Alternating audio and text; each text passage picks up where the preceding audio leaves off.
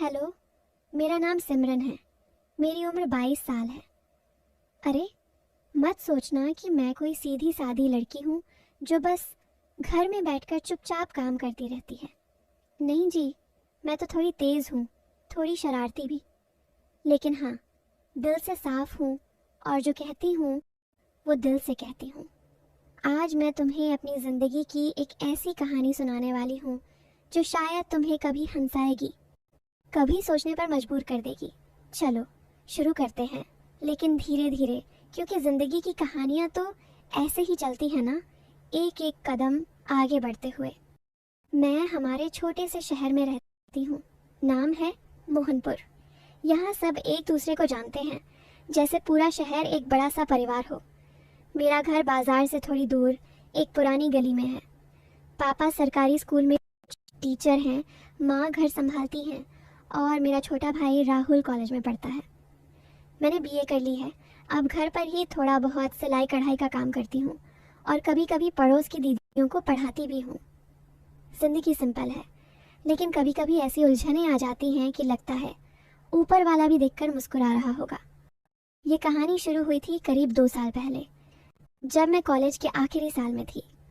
उस वक्त हमारे घर के बगल वाली कोठी खाली थी।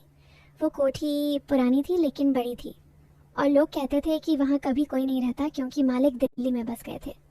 एक दिन नयन को मैं छत पर कपड़े सुखा रही थी, तभी देखा कि कोठी के गेट पर एक ट्रक रुका।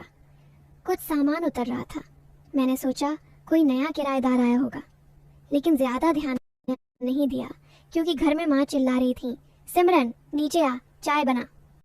अगले दिन सुबह मैं स्कूल की बच्चियों को पढ़ा रही थी। हमारे घर के आंगन में ही क्लास लगती है, छोटी सी। तभी दरवाजे पर दस्तक हुई। मैंने खोला तो सामने एक लड़का खड़ा था, उम्र मेरी जितनी ही होगी। चेहरा साफ सुथरा, लेकिन आंखों में थोड़ी थकान लग रही थी। वो बोला, बहन जी क्या यहाँ पानी मिल सकता है? हमारी कोठी में अभी पाइप ठीक नहीं हुआ। मैंने हंसकर कहा, अरे क्यों नहीं, रुको मैं लाती हूँ। मैं अंदर गई, एक गिलास पानी लिया और बाहर आई। वो पानी पीते हुए बोला, शुक्रिया, मेरा नाम अर्जुन है, कल ही यहाँ शिफ्ट हुआ हूँ, दिल्ली से आया हूँ यहाँ जॉब के लिए। मैंने कहा, अच्छा वेलकम टू मोहनपुर। यहाँ सब अच्छे हैं लेकिन थोड़े ज़्यादा जानने वाले। वो हंसा और चला गया। उसके जाने के बाद मैं सोचने लगी, दिल्ली से आया है, अकेला रहता है। यहाँ हमारे शहर में लड़के अकेले कम ही रहते हैं, ज़्यादातर परिवार के साथ। लेकिन मैंने ज़्यादा नहीं सोचा। शाम को माँ से बताया तो वो बोली, अच्छा कोई नया लड़का आया है, तू ज़्यादा बात मत करना, लोग क्या कहेंगे। मैंने हंसकर कहा, माँ बस पानी दिया था, क्या कहेंगे लोग। लेकिन माँ की बात सही थी। हमारे यहाँ अफवाहें जल्दी फैलती हैं। कोई देख ले तो कहेगा, देखो सिमरन उस नए लड़के से बात कर रही थी। कुछ दिन ऐसे ही बीते। अर्जुन कभी कभी आता, कभी पानी मांगता, कभी कोई छोटी मोटी चीज़। एक बार बोला, बहन जी क्या तुम्हारे पास कोई पुराना अखबार है? मैं अपनी कोठी साफ कर रहा हूँ, मैंने दिया। बातें होती लेकिन छोटी छोटी। वो बताता कि दिल्ली में उसकी फैमिली है, पापा रिटायर्ड हैं, वो यहाँ बैंक में जॉब करता है। मैं बताती कि मैं पढ़ाती हूँ, घर संभालती हूँ। लेकिन हर बार जब वो जाता, मैं सोचती कि उसकी आंखों में कुछ है, जैसे कोई राज छिपा हो। वो नज़रें मिलाता लेकिन झुका लेता। मैं सोचती शायद थका होगा। एक शाम मैं आंगन में बैठी थी, माँ किचन में थी। अर्जुन आया, बोला, सिमरन क्या तुम्हें पता है यहाँ कोई अच्छा दर्जी है? मेरी शर्ट फट गई है। मैंने कहा, अरे मैं खुद सिल सकती हूँ, दे दो। वो शर्मा गया, बोला, नहीं नहीं मैं कहीं और से सिलवा लूँगा। लेकिन मैंने जोर दिया, अरे पड़ोसी हो, क्या फ़र्क पड़ता है। वो शर्ट दे गया। मैंने सिली और लौटा दी। उस रात माँ ने कहा, तू उस लड़के की शर्ट क्यों सिल रही थी? पड़ोस की आंटी ने देख लिया तो क्या कहेंगी। मैंने कहा, माँ बस मदद की थी। लेकिन दिल में एक अजीब सा एहसास था, जैसे कुछ होने वाला हो, लेकिन क्या पता नहीं। धीरे धीरे अर्जुन से बातें बढ़ने लगीं। वो शाम को कभी आता, छत से बात करता।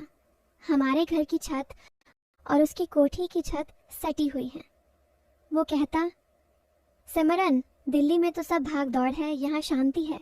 मैं कहती, हाँ लेकिन यहाँ लोग ज़्यादा देखते हैं। एक बार वो बोला, तुम्हारे तुम्हारी आंखों में एक चमक है कि सके है, जैसे कोई सपना छिपा हो। मैं हंस पड़ी, लेकिन दिल में सोचा ये क्या कह रहा है, शायद मजाक कर रहा है। लेकिन लोग क्या सोचेंगे? हमारे यहाँ लड़की लड़के की बातें जल्दी अफवाह बन जाती हैं। एक दिन राहुल घर आया कॉलेज से। वो बोला, दी, वो पड़ोस वाला अर्जुन, वो मेरा पुराना दोस्त है, स्कूल में साथ पढ़ते थे। मैं चौंक गई। क्या, तू जानता है उसे? राहुल बोला, हाँ, लेकिन मैंने उसे बताया नहीं था कि मैं यहाँ रहता हूँ। वो सरप्राइज देना चाहता था। मैंने सोचा, अच्छा, तो ये राज था। लेकिन अब बातें और आसान हो गई। अर्जुन राहुल से मिलता, घर आता, लेकिन लोग देखते। पड़ोस की आंटी एक दिन माँ से बोली, बहन जी, वो लड़का रोज आता है, सिमरन से बात करता है, ख्याल रखना, इज्जत का सवाल है। माँ चिंतित हो गई, मुझे डांटा। तू कम बात कर उससे, मैंने कहा। माँ, वो राहुल का दोस्त है। लेकिन माँ की चिंता सही थी। समाज में अफवाहें इज्जत पर दाग लगा देती हैं। समय बीतता गया। अर्जुन अब घर आता, चाय पीता, बातें करता। एक बार बोला, सिमरन, तुम्हारी मुस्कान में कुछ जादू है। मैंने कहा, अर्जुन, ऐसी बातें मत करो, लोग गलत समझेंगे। वो बोला, क्या गलत? मैं तो सच्ची बात कह रहा हूँ। लेकिन उसकी नज़रों में कुछ था, जैसे वो कुछ छिपा रहा हो। मैं सोचती शायद वो मुझे पसंद करता है, लेकिन मैंने कभी आगे नहीं बढ़ाया। घर में पापा भी चिंतित हो गए। एक दिन बोले, बेटी, तू उससे दूर रह, हमारी इज्जत है। मैंने कहा, पापा, कुछ नहीं है। लेकिन दिल में उथल पुथल थी, जैसे कुछ होने वाला हो, लेकिन मैं डर रही थी। 1 महीने बाद एक शाम अर्जुन आया, बहुत उदास लग रहा था। बोला,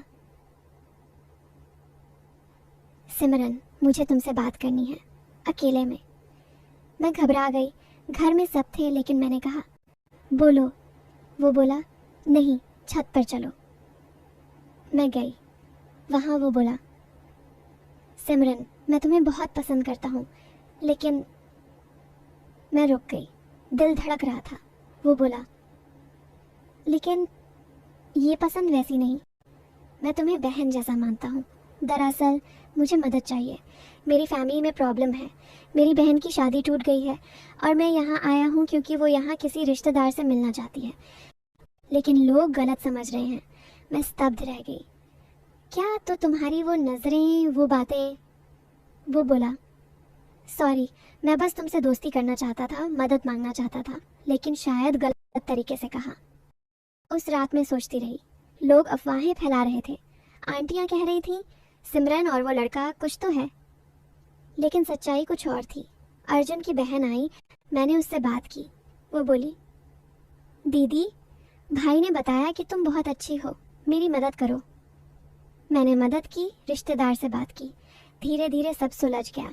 अर्जुन की बहन की शादी हो गई, अच्छे घर में। अंत में जब अर्जुन जा रहा था, बोला, सिमरन, शुक्रिया, तुमने साबित किया कि सोच का फर्क कितना मायने रखता है। लोग गलत समझते हैं, लेकिन सब्र और समझदारी से सब ठीक हो जाता है। इज्जत खुद की सोच से बनती है। मैंने कहा, हाँ, और अफवाहों से दूर रहो। आज मैं ये कहानी सुना रही हूँ क्योंकि ज़िंदगी में ऐसे मोड़ आते हैं जहाँ लगता है कुछ गलत होने वाला है, लेकिन अगर दिल साफ हो तो सब अच्छा होता है। सीख यही है, इज्जत रखो, सब्र करो, समझदारी से सोचो और दूसरों की सोच पर मत जाओ। ज़िंदगी की असली कहानी इमोशनल होती है, न कि वो जो लोग सोचते हैं।